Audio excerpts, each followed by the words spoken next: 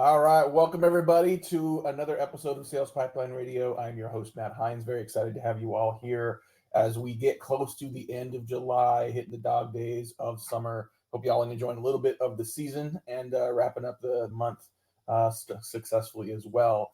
If you are watching us live today on LinkedIn, thank you so much for joining us on LinkedIn Live. You have a chance to be on the show, to be part of the show. If you give us a comment, we'll be able to see that. We can react to it. We can put it up on screen.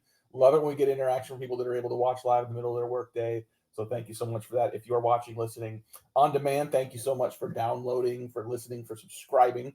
Every episode of Sales Pipeline Radio, past, present, future, always available at salespipelineradio.com. Today, very excited to have with us the Chief Marketing Officer of ABC Fitness. And we're going to get to this, also the head coach of the, I want to get this right, Dallas United crew. We're going to get into that a little later. Cristine Kyle. Cristine, thanks for joining us today.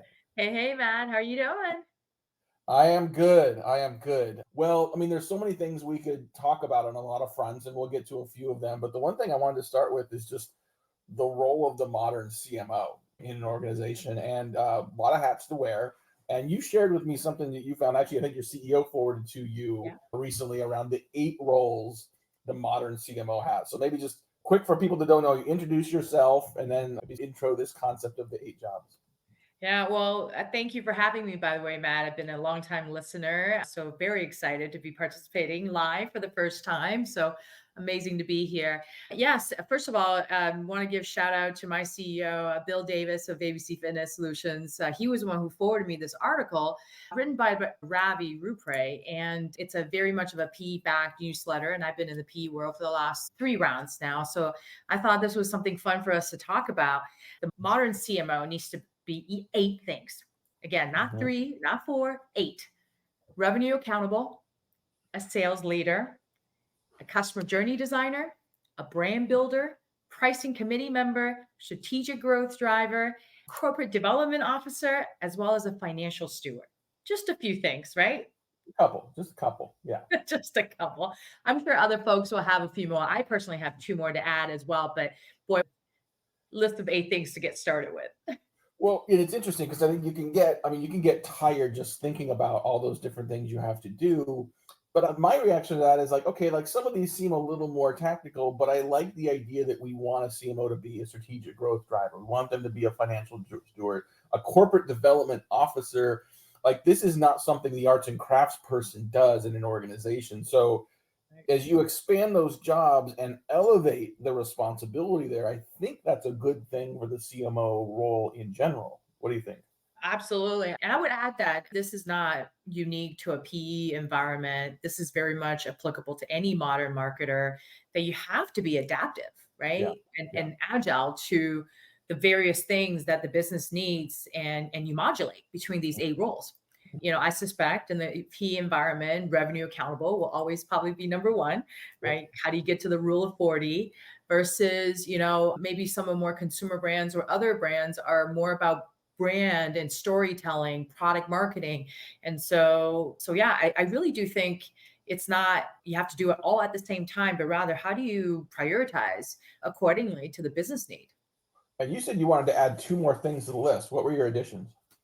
Okay, so again, I'm a big believer in more of a mission led type of company. And so I'd be remiss not to add cultural champion as a CMO, as well as I'm a fan of also alliteration is a product pundit. You have to know, especially in the world of product-led growth now, which is we're seeing more and more of, you have to really be obsessed with the customer and buyer journey. Absolutely. It's honestly a buyer journey. It's a user journey, as Brent Adamson sometimes talks about it as a like don't screw things up journey, right? Like as we go about our day, just trying not to like disrupt things. It's a mindset, right? If you take that imposter syndrome with the protecting the status quo, keeping those things come together, it's important to keep those in mind as well. We're talking today on Sales Pipeline Radio with Cristine Kyle. She is the Chief Marketing Officer of ABC Fitness. And you mentioned having done a few tours of duty in private equity land, which is unique, right? This is not startup land, venture capital. Private equity is somewhat of a different thing. But you cut your teeth in a lot of healthcare space. You spent over 8 years at GE Healthcare, not a startup, right? Talk a little bit about going from a global enterprise megacorp like GE and getting into private equity land. What were you able to bring from your experience that was of benefit? And what were some of the new lessons that you had to learn or new skills to build to be successful with an earlier stage company? Oh, wow, man, that's a throwback. G Healthcare for me was more than a decade ago. The one thing that I really appreciated about GE as a whole, at least in the late 90s, early 2000s, was the obsession around Six Sigma and operational efficiency. Hmm. This is where I really got a firsthand experience into operational design and using data and system and process to design, whether that's change management to any discipline for that matter. And so I still find myself today applying a lot of that Six Sigma lean thinking into everything I do. And I think that has helped me in the PE environment where, very technical, very process driven, right? Oftentimes you have to build things from the startup, right? So people, process, and technology is your three pillars always when you effectuate any change. And so I find myself applying a lot of that still in the world today. And again, being comfortable with data and processes has, I think, helped me a long way. So you're kind of in a unique position to be able to speak from direct firsthand experience about Six Sigma, pragmatic marketing, agile, right? Are those overlapped or do they build on each other? Or how do you think about and how do you use in your own way you operate, combine elements of the three that work best for you?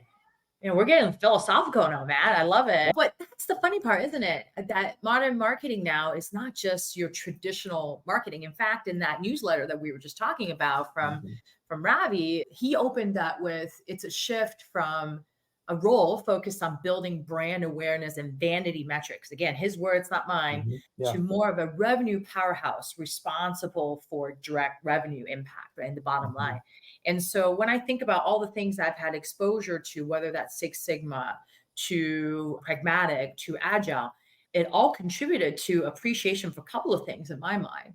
One is this idea of being able to adapt to, right, the mix of the business and the maturity of different things. mhm, Second, I would say I really got comfortable with iterative learning, right? You mhm. fail fast, learn fast, Yeah. and getting into more of a sprint cycle and be comfortable testing always for anything you do. And then I would say the one thing that I took away from Agile, especially, I applied some of the Agile design and team design. We now have squads in marketing. Yeah. And in that concept of squad, having always obviously a business partner to kind of help develop initiatives and programs, but Mhm, bringing the best of different expertise within the team at a moment in time as a mhm. squad has helped us very much along the way of how we scale over time, as well as being efficient because we're always strapped for resources, right? So Yeah. with the few resources that we have, how do we bring a squad together to be very concentrated and very impactful a quarter at a time? So again, most of all, I think again, marketing is bringing view of technology and process. I think has been a great addition to the arsenal, if you will. Yeah, I agree with that, especially if you've got 8 to 10 jobs as a CMO. And if you have those jobs and your team's trying to execute on some of that strategy and vision as well, I think knowing what you need to get done, being disciplined enough to get that work done efficiently, but also be open to new ideas, right? And some of those ideas, some of those new things are pivots, right? You start the year with a plan. Here's what we're going to go do. Some of it works, some of it doesn't. You can't just stick with the plan if it's suboptimal. So you make pivots, but then new ideas come in. You weren't so clairvoyant at the beginning of the year. You knew everything that was going to happen. So how do you lead and then manage and encourage a team when things are always kind of changing and you kind of need to adapt to that over time? Yeah. We often joke that we all should have that friends shirt with the couch pivot. Um, Yeah, yeah, yeah. like I feel like at least in the PE world, and especially now in marketing, we all should be wearing that shirt on the daily. I'm a big fan of long range planning, and I'm sure Mhm, all the companies do it. And reason why I start with that is because you have to have a plan with an end in mind. And in my mind, the pivots and the priorities may change. The input of these things may change. For example, like what you did last month may not work again this month. right. And it happens a lot. And so how do you pivot from there? But directionally, you should never, right, steer away from your North Star. And if you find yourself departing from that path, boy, that's an immediate conversation with your executive leadership team, your CEO, and your board to course correct, to validate. And that's where I think folks can maybe get stuck or get caught up in the pivot, meaning constantly changing what feels like direction. But when in reality is, in my mind, it's more about course correct to the same North Star that the rest of your team is also running towards. Yeah. And I think context on that is important, because if people don't understand the context of why you're making this pivot, they're like, this is a rudderless ship, right? Like we don't know where we're going and we're just making things up and trying to find a new way of doing it. So I think sometimes over communicating, someone told me once, they said, every one of your employees has an enormous bowl, right? And your job is to fill that bowl with information and context. And if you don't provide that, if you don't over communicate, they're going to fill that bowl on their own. And That's you may right. or may not like what they put in it and what they put in other people's bowls as well. So sometimes the truth is not always like a fun story to tell, but if the truth is the truth, I think the people you want on the boat, in the boat with you, in the bus, whatever transportation analogy you want to use, like they're going to appreciate the openness. They're going to appreciate that, yeah, things do change, and let's just Yeah. start rowing in the same direction. Yeah. I know it's cheesy, but it's true. If people understand the why behind it, they will move along with you Yeah, in the same direction for sure. And I yeah. think you're trying to segue to my dragon boating experience with the Do you whole think I'm trying to transportation like talk analogy, about rowing the boat in one direction and going to talk about right? this? I'm looking at LinkedIn this long history of boat clubs, and Yeah. I'm always impressed by like smart, successful people that also have an investment in significant things outside. And this is clearly a through line for you. So can you talk a little bit about where your passion for?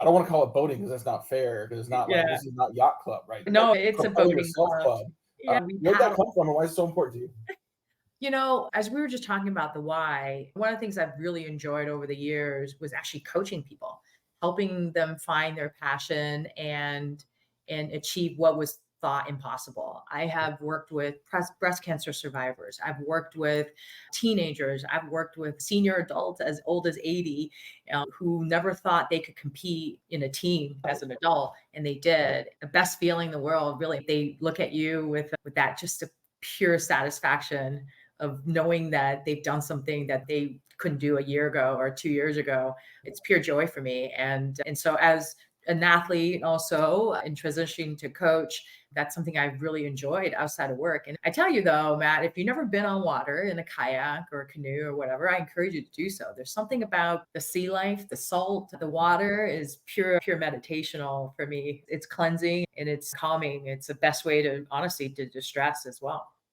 I've done that, but only recreationally, right? Not when I'm trying to get somewhere as fast as possible. I was a big fan of The Boys in the Boat. It was a super interesting story when it Um, first came out. I went to University of Washington. That boathouse is still there. It's in fact they're doing a whole fundraising around trying to renovate and keep it there forever. And I got a friend who we worked at a startup, and he was an alternate in the Olympic rowing team back in the day. And he just talks about what it means, just in terms of tenacity and mental acuity throughout life. And honestly, he came to us as a sales rep with zero experience, but we're like, I think the mental makeup of an Olympic alternate is going to be okay. And he became a sales leader, surprise, surprise, very quickly. Since the pandemic, it's a lot easier for people just to like sit in our basements and work from home and still have these insular lives. Can you talk about the importance of like getting out, not only getting on the water, but doing with it with other people that are trying to pursue a similar sort of challenge? Yeah. And the fact that I could do that with my company now as well, which is a gelling and interlock of best life and interest, if you will. The one thing that I am a firm believer of is that health and family always comes first for that reason. I'm a breast cancer survivor. I've had health scares. My family has gone through a lot of things. And I'm really a fan of active lifestyle as a preventative way to living longer, living healthier, enjoying your life. And you're right, it is easy nowadays, especially after COVID, right? To simply stay Mhm. home and do nothing. And this is Mhm. why I think a team sport has been transformational for me, is that when you have a human connection, whether you're at the gym or you're on the water with your team, that sense of connection and community is so important nowadays. And that's not something you could replace with watching TikTok or Instagram or being on screen or even just a virtual interaction, I suppose, like this. And in ABC Fitness Solutions, and not to plug for the company, we help 40 million people around the world doing exactly that, finding healthier habits and exercise that makes them happy. And Mhm. so I can encourage everybody enough to, even if it's just 10 minutes walking, One step more is than what you had yesterday. So start small, and next thing you know, you will be running marathons. We've all got to pay bills, and there's a lot of places we can go to work to do that. But there's a lot to be said for places you can do that that are purpose mission driven, right? That are trying to do something different in the world. You don't have to change the world entirely, but if you have an impact on a few other people, that's meaningful, right? You still take the money home, but you also know that you're doing something good for the world overall. Cristine, thank you so much for joining us today. Really appreciate it. Glad you were open to us veering off into a little bit of philosophical as well as talk about paddling as well. So thanks again for doing this. Absolutely. Thank you for having me. Again, look forward to connecting with folks online. And as a CMO community, I look forward to hearing from folks. What else do you think we should add to the list of the 8?